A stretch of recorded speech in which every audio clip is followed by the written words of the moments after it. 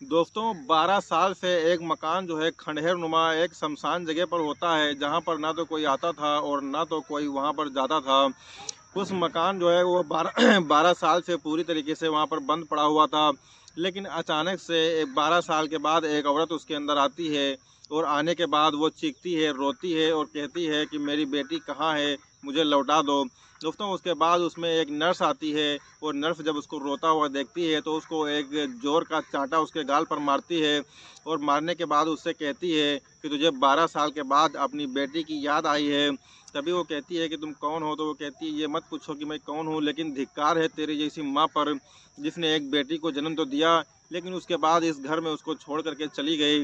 दोस्तों आखिर वो कौन ऐसी महिला थी जो अपनी बेटी को उसके सुनसान वाले मकान में बंद करके चली गई थी और 12 साल के बाद वो वापस लौटी थी? और कौन थी वो नर्स जो जिसने उसको चाँटा मारा था? दोस्तों इस पूरी कहानी को जानने के लिए आप हमारे साथ अंत तक बने रहें। दोस्तों आदाब, नमस्कार, मैं शादाब खान। अगर आप हमारे चैनल पर नए हैं तो हमारे चैनल को सब्सक्राइब जरूर कर लीजिएगा और कहानी अच्छी लगे तो लाइक कीजिएगा। दोस्तों ये जो आज की कहानी है बहुत ही इंटरेस्टिंग है और बहुत ही रोमांचक है, क्योंकि ये कहानी दरअसल जो है उत्तर प्रदेश का एक ज़िला पड़ता है नोएडा। दोस्तों ये नोएडा की एक कहानी है। नोएडा में एक महिला रहा करती थी जो थोड़ा अय्याश किस्म की होती है और वो अपना मकान एक सुनसान जगह पर उसने बना करके रखा था, जहाँ पर कोई बिल्कुल भी आता जाता नहीं था। उसने इस जगह पे अपना मकान सिर्फ इसलिए बनाया था ताकि उसको किसी भी प्रकार की कोई दिक्कत ना हो, किसी भी प्रकार की कोई परेशानी ना हो, ताकि जो है वो अपने काम को बखूबी अच्छी तरीके से अंजाम दे सके। और वो जो है काफ़ी ज़्यादा पैसा कमाती थी। अच्छा खासा उसका कारोबार उस मकान में सुनसान जगह पर चल रहा था। कई कस्टमर्स उसके पास आते थे, जाते थे। लेकिन दोस्तों धीरे-धीरे जो है वक़्त का पहिया घूमता है और वक़्त का पहिया घूमने के साथ कहीं न कहीं वो जो औरत होती है वो प्रेग्नेंट हो जाती है और प्रेग्नेंट होने के बाद वो 9 महीने के बाद वो अपनी जो है एक बच्ची को जन्म देती है। लेकिन उसको ये बात बिल्कुल भी पता नहीं होती है कि आखिर इस बच्ची का बाप कौन है।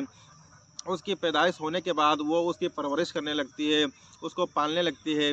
लेकिन पालने के दौरान वो एक चीज़ जो है गेस करती है और वो ये चीज़ ये थी कि दरअसल वो उस बच्ची की वजह से जो उसका कारोबार था वो धीरे-धीरे बहुत ही डाउन हो गया था और कारोबार उसका चलना बिल्कुल बंद हो गया था।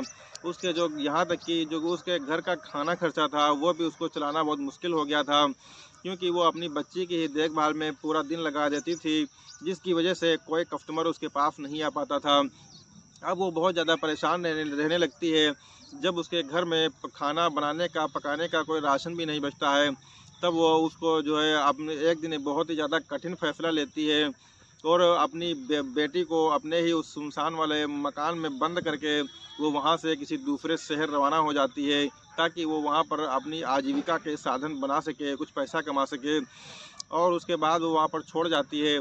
तभी दोस्तों एक अजय नाम का एक लड़का होता है जो अपनी ड्यूटी पर उसी रास्ते से होकर के जाया करता था अक्सर। तो जब वो उस दिन गुज़रता है तो गुज़रने के बाद वो देखता है कि दरअसल एक लड़की जो है उसके अंदर बहुत ही चीखती हुई, चिल्लाती हुई रो रही है। तो वो थोड़ी देर तो आवाज़ को सुनता है, उसके बाद वो चला जाता है अपने काम पर। उसके बाद जब वो दूसरे दिन उसी रास्ते से सुबह जब ड्यूटी जा रहा होता है, तब वो देखता है कि वो लड़की फिर से वो रो रही है। उसके बाद वो झाँक करके उसमें देखता है कि वाक़ई में लड़की रो रही है। तभी वो एक ढेला उठाता है और उस पे काँच पर मारता है और मारने के बाद वो जब उससे काँच टूट जाता है, तो उसके अंदर झाँक करके वो देखता है कि आखिर इसके अंदर क्या है। फिर अंदर देखता है कि एक जगह पर, एक बिस्तर पर एक बच्ची छोटी-सी लेटी हुई है 6 महीने की और वो जो है चीख रही है, चिल्ला रही है, लेकिन उसकी सुनने वाला वहाँ पर उस घर के अंदर कोई नहीं था, क्योंकि बाहर से ताला लगा हुआ था।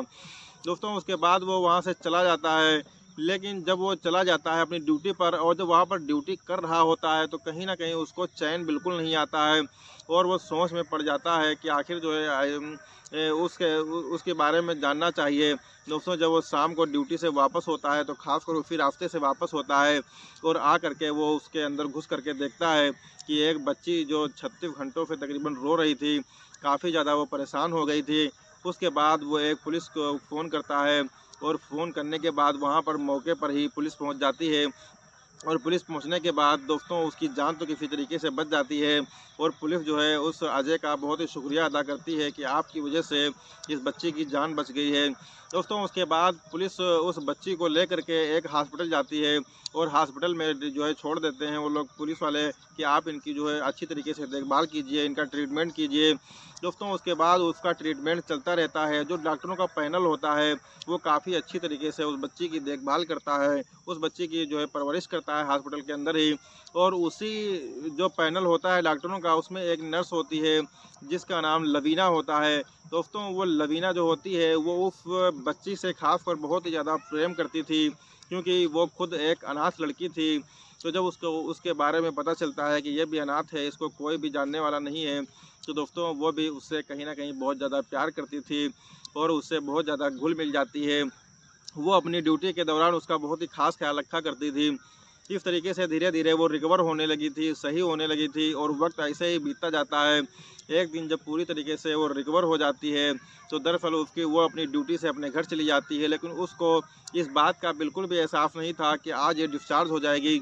लेकिन वो उसी शाम को वो डिस्चार्ज हो जाती है और डिस्चार्ज होने के बाद जो पुलिस वाले होते हैं, उसको जो है एक अनाथ आश्रम की कस्टडी में दे देते हैं।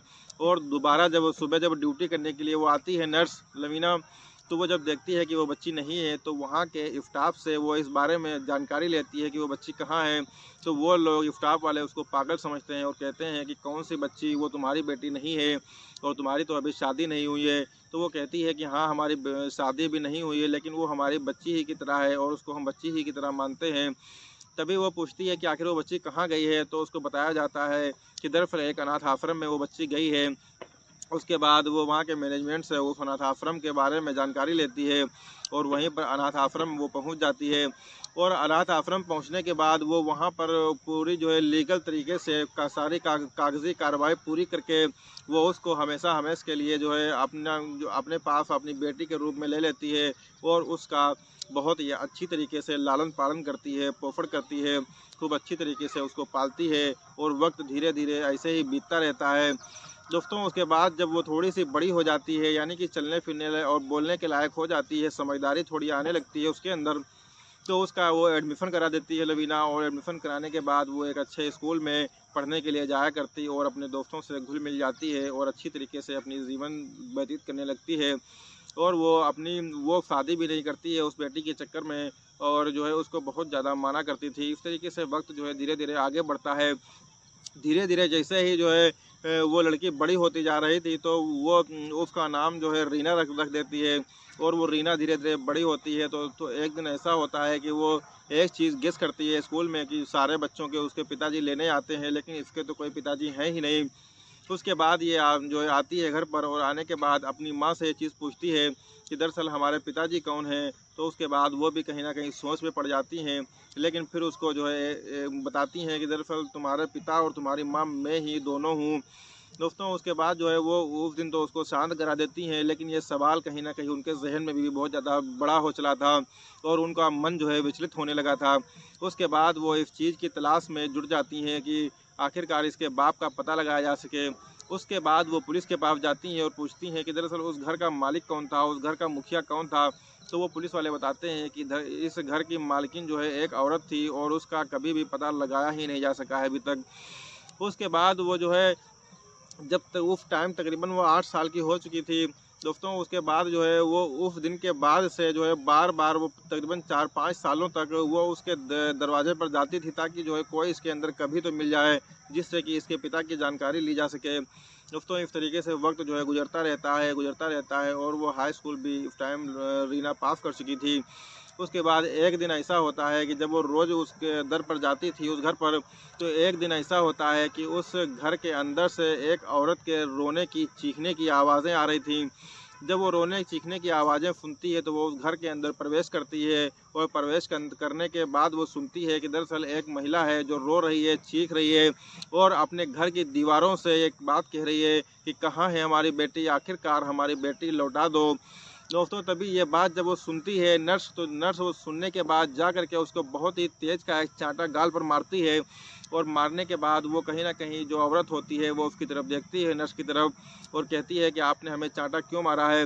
तो नर्स कहती है कि आपको जो है 12 साल के बाद अपनी बेटी की याद आई और जब आपने इसको वहाँ पे जो है छोड़ कर के गए थे, तो उसके बाद तुमको जो है इसकी याद बिल्कुल भी नहीं आई थी और अब जो है आपको इसकी याद आई है। दोस्तों तभी वो कहती है, आखिर ये बताओ कि हमारी बेटी कहाँ है? तब वो जो है कहती है कि दरअसल तुम्हारी बेटी हमारे पास है, लेकिन तुमको अब अपनी बेटी कहने का कोई भी अधिकार नहीं है, क्योंकि तुमने तो गलत काम के चलते अपनी ही बेटी को छोड़ दिया था।